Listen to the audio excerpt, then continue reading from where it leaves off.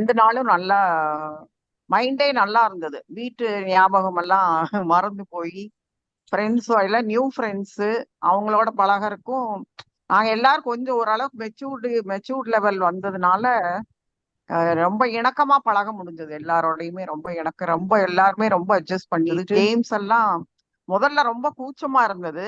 But after that எங்க age எல்லாம் நாங்க மறந்துட்டு, நாங்க ரொம்ப ஹாப்பியா ஃபீல் பண்ண ஆரம்பிச்சிட்டோம். ஏன்னா இந்த முயற்சி பண்ணதுக்கு ரொம்ப ரொம்ப நன்றி. இந்த எங்கையன் வந்து மிகப்பெரிய ஒரு ஆலமரமா வளர்றதுக்கு ஒரு விதை வந்து அன்னைக்கு வந்து பெருந்தொழுவுல அங்க வந்து ஃபார்ம் ஹவுஸ்ல முயற்சி பண்ணீங்க.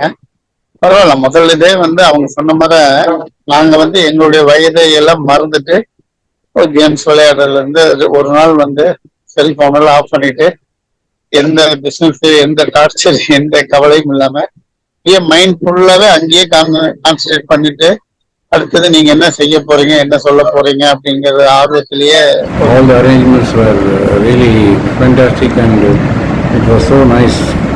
The hospitality shown by Gopika and Nandita was very well done. அன்னைக்கு வந்து ரொம்ப நல்லா இருந்தது. ஃபார்ம் ஹவுஸ் வந்து ரொம்ப இயற்கையான அந்த கருப்பு டெஃபினாய் வந்து ரொம்ப அழகா கூட விளையாடி ஜாலியா என்ஜாய் பண்றதுக்கு ரொம்ப பிடிக்கும்.